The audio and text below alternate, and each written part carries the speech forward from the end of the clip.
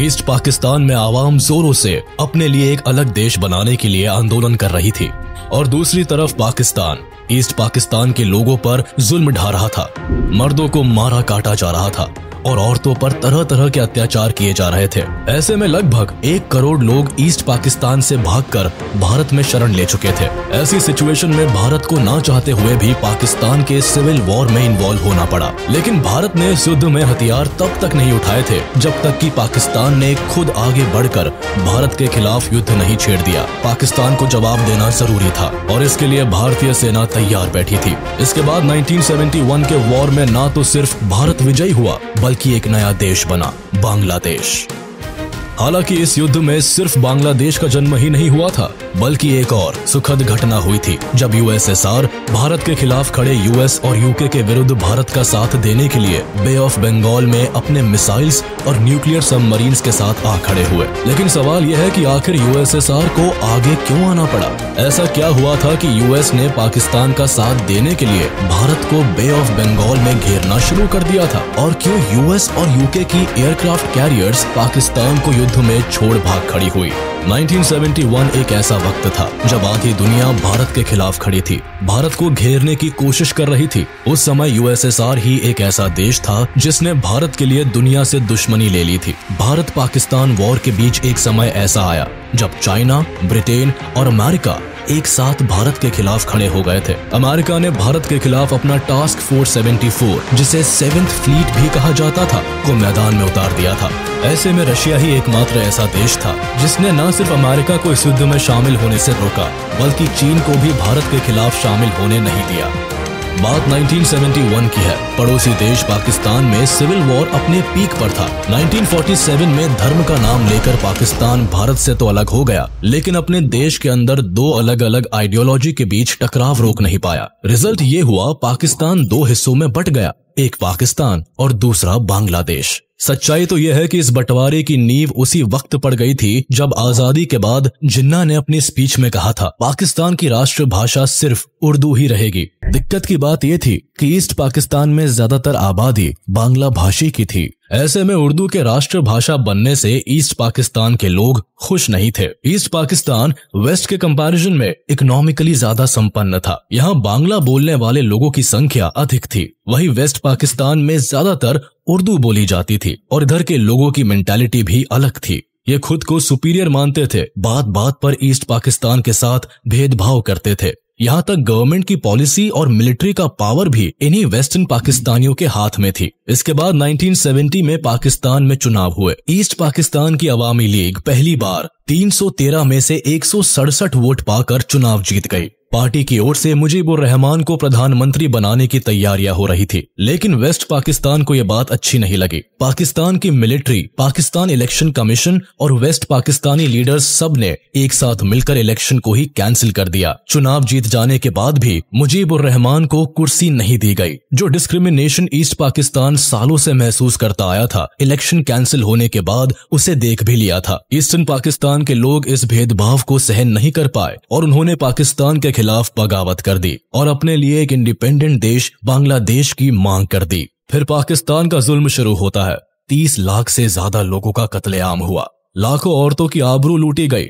School, hospital, हर तरफ पाकिस्तान की सेना निर्दोषों पर लाठियां और गोलियां बरसा रही थी। लाखों की संख्या में लोग पाकिस्तान से भागकर भारत में प्रवेश करने लगे।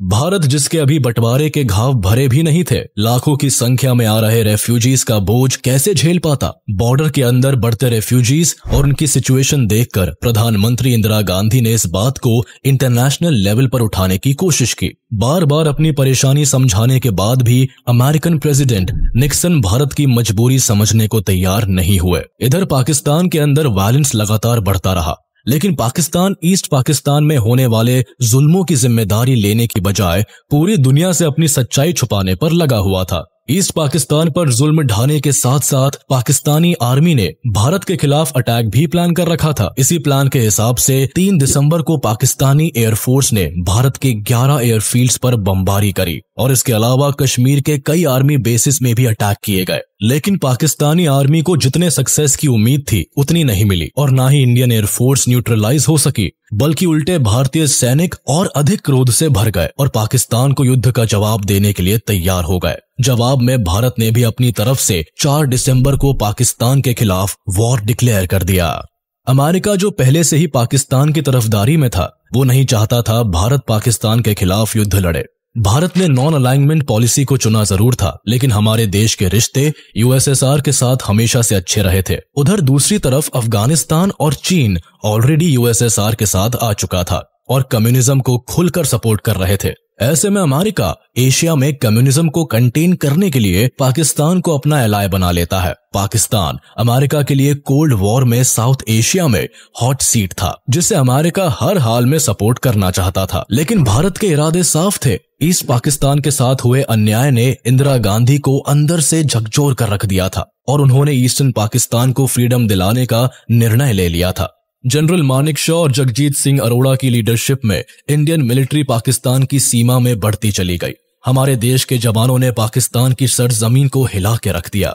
मन ही मन अब पाकिस्तानी आर्मी उस दिन को कोस रहे थे जब उन्होंने भारतीय शेरों से उलझने का सोचा था। पाकिस्तान का यह हाल देखकर अमेरिका बौखला चुका था। अमेरिका को अब लगने लगा था कि भारत कहीं वेस्ट पाकिस्तान को भी ना कैप्चर कर ले। इसीलिए वॉर के बीच भारत के सभी दुश्मन देश एक साथ मिलकर पाकिस्तान की मदद में आ गए। अमेरिका भारत पर दबाव बनाने की कोशिश करने लगा। अमेरिकन प्रेसिडेंट रिचर्ड निक्सन ने इंडियन एम्बेसडर LK झा को बुलाकर अपने तरफ करने की कोशिश की और साथ भारत यूएसए के अच्छे संबंधों की आगे बढ़ाने की बात की। लेकिन इन बातों से यूएसए का मतलब साफ था कि अगर पाकिस्तान भारत का युद्ध हुआ तो यूएस भारत के साथ खड़ा नहीं होगा। निक्सन ने यह भी कहा था कि अगर यूएसएसआर के साथ भारत की ट्रीटी है तो अमेरिका भी पाकिस्तान के साथ जुड़ा हुआ है। दरअसल पाकिस्तान अमेरिका के सेंटो एंड सिएटो ट्रीटी के तहत जुड़ा हुआ था। एक तरफ भारत की मिलिट्री पाकिस्तान के खिलाफ कार्रवाई कर रही थी, उसी समय भारत की प्रधानमंत्री इंदिरा गांधी रामलीला मैदान में एक बहुत बड़ी जनसभा में भाषण दे रही थी। उन्होंने खुलेआम कहा कि कुछ बाहरी ताकतें हमारे देश को धमकाने का काम कर रही है, लेकिन हम डरने वालों में से नहीं है। उनका मुंह तोड़ जवाब दिया जाएगा। दरअसल पाकिस्तान की तबाही से अमेरिका खींच उठा था। 9 दिसंबर को अमेरिका ने यूनाइटेड नेशंस में चीन को रिप्रेजेंट कर रहे हुआंग हुआ को मीटिंग के लिए इनवाइट किया। मीटिंग में हेनरी किसिंजर, जो अमेरिका की फॉरेन पॉलिसी में एडवाइजर थे, उन्होंने हुआंग हुआ के सामने पाकिस्तान की दुर्दशा का बखान किया और कहा अब जरूरत है चीन पाकिस्तान की मदद करने के लिए आगे आकर भारत के खिलाफ मिलिट्री ऑपरेशन स्टार्ट करे। इसके बाद अगर यूएसएसआर चाइना के खिलाफ कोई कदम उठाएगा तो यूएसए चाइना को प्रोटेक्ट करेगा। हुआंग हुआ अमेरिका की इस राजनीति को समझ चुके थे। उन्होंने इस वॉर में पाकिस्तान के साथ खड़े रहने की बात की, लेकिन किसी प्रकार की लड़ाई में शामिल होने से मना कर दिया। बौखलाए अमेरिका के ईस्टर्न पाकिस्तान से अमेरिकी नागरिकों को निकालने के बहाने टास्क फोर्स 74 को वियतनाम से बंगाल की खाड़ी की तरफ भेज दिया। यूएसएस एंटरप्राइज उन दिनों विश्व का सबसे बड़ा एयरक्राफ्ट कैरियर था। इस एयरक्राफ्ट में 70 फाइटर जेट्स और बॉम्बर्स थे।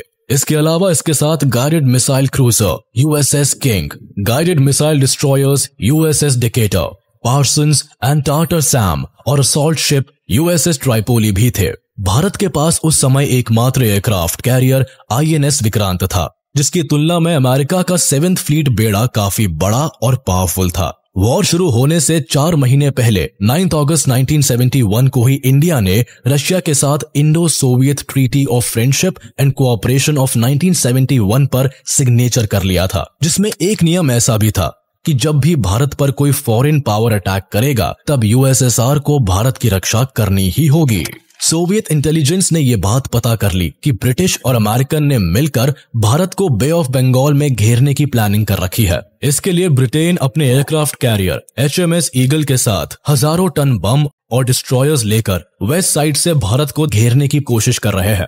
वही American aircraft carrier Bay of Bengal में बांग्लादेश की तरफ से भारत को उलझाने के लिए निकल पड़ा है, जिसके बाद सोवियत गवर्नमेंट भारत की मदद के लिए तुरंत जुट जाते हैं। वहीं दूसरी ओर 10 दिसंबर को इंडियन इंटेलिजेंस एजेंसी के हाथ अमेरिकन प्रेसिडेंट का वो मैसेज हाथ लगा जिसे उन्होंने अपने सेक्रेटरी किसिंजर के लिए भेजा था, जिसमें लिखा हुआ था कि उनका 75,000 टन न्यूक्लियर एयरक्राफ्ट कैरियर अपने निर्धारित स्थान पर पहुंच गया है। इसके अलावा कुछ और बातें भी सामने आई, जिसमें अमेरिकन प्रेसिडेंट निक्सन ने कहा था कि जब तक भारतीय सैनिक पूरा पाकिस्तान छोड़कर वापस नहीं चले जाएंगे तब तक वह वॉरशिप आगे बढ़ता ही रहेगा। अब अमेरिका की मंशा साफ हो गई थी। इसके तुरंत बाद इंडिया ने सिक्योरिटी ट्रीटी के तहत मॉस्को से मदद मांगी। इसके बाद 13 दिसंबर को यूएसएसआर ने एडमिरल व्लादिमीर क्रुगल्याकोव की कमांड में एक 10th ऑपरेटिव बैटल ग्रुप के अंडर न्यूक्लियर आर्म्ड फ्लोटिला भेजा। यूएसएसआर ने 2 टास्क फोर्स तैनात किए थे, जिसमें कुल मिलाकर क्रूजर्स, 2 डिस्ट्रॉयर्स, 6 सबमरीन्स और सपोर्ट वेसल्स थे। दरअसल यूएसएसआर अमेरिका को अपनी सेना का दम भी दिखाना चाहता था। भारत यूएसएसआर के बीच हुई ट्रीटी की वजह से यूएसएसआर ने चीन को भी इस वॉर में भारत के खिलाफ नहीं बोलने दिया। ब्रिटेन और अमेरिका मिलकर भारत को 2 तरफ से घेरकर ईस्ट पाकिस्तान को अलग करने से रोकना चाहते थे, लेकिन दूसरी तरफ इस 2 तरफा खतरे का मुकाबला करने के लिए और इन्हें इंडियन कोस्टल्स के करीब जाने से रोकने के लिए यूएसएसआर अब पूरी तरह तैयार था। इसी दौरान मॉस्को ने अपने वॉरशिप्स को अमेरिकन और ब्रिटिशर्स को इंडियन वॉर जोन के करीब जाने से रोकने का आदेश दिया। अमेरिकन्स को धोखा देने के लिए यूएसएसआर ने एक गजब की रणनीति अपनाई। उन्होंने प्लान किया कि जब अमेरिकन सामने आए तो सारी सबमरीन्स को सी लेवल पर उठा लिया जाए, जिससे कि अमेरिकन फ्लीट को ये लगे कि वो चारों तरफ से यूएसएसआर की सबमरीन से घिरे हुए है। ऐसा ये दिखाने के लिए किया गया था कि हिंद महासागर में यूएसएसआर ने कई सारे सबमरीन्स और डिस्ट्रॉयर्स लगा रखे हैं, जिससे कि अमेरिकन धोखा खा जाए और इंडिया पर किसी तरह का अटैक नहीं करे। ये प्लान यूएसएसआर के लिए वर्क भी कर गया। थोड़ी ही देर में यूएसएसआर के कमांडर ने 7th फ्लीट के कमांडर का मैसेज इंटरसेप्ट किया, जिसमें British warship in charge Admiral Gordon American 7th fleet captain से कह रहे थे कि सर, हमने काफी देरी कर दी है। यहाँ ओशन में पहले से यूएसएसआर बड़ी भारी मात्रा में सबमरीन्स के साथ पहले से आ चुका है। मैसेज मिलने के बाद यूएस की वॉरशिप्स इंडियन वाटर टेरिटरी में एंटर करने के पहले ही रुक गई और श्रीलंका की तरफ से निकल गई। वहीं दूसरी ओर ब्रिटिश सबमरीन्स ने भी मेडागास्कर का रुख कर लिया और इस तरह से यूएसएसआर की सूझबूझ ने आईएनएस विक्रांत का काम आसान कर दिया। वहीं दूसरी ओर भारत की सेना का पराक्रम भी पूरे जोर शोर पर था। भारत की सेना ने ढाका को तीनों तरफ से घेर लिया। ढाका में गवर्नर हाउस के अंदर पाकिस्तान के आला अधिकारियों की मीटिंग चल रही थी। भारत की सेना गवर्नर हाउस तक जा पहुंची। हमले से घबराकर पाकिस्तान आर्मी जनरल आमिर अब्दुल्ला नियाजी ने भारत को युद्ध विराम का संदेश भिजवाया, लेकिन भारत के लेफ्टिनेंट जनरल जगजीत सिंह अरोड़ा ने यह कहकर मना कर दिया कि अब कोई युद्ध विराम नहीं होगा, सिर्फ पाकिस्तान को सरेंडर करना होगा। 16 दिसंबर 1971 को 93,000 सैनिकों के साथ पाकिस्तान के जनरल ने सरेंडर कर दिया और फिर इंदिरा गांधी की एक डिक्लेरेशन, ढाका अब स्वतंत्र है, के साथ वॉर समाप्त हुआ।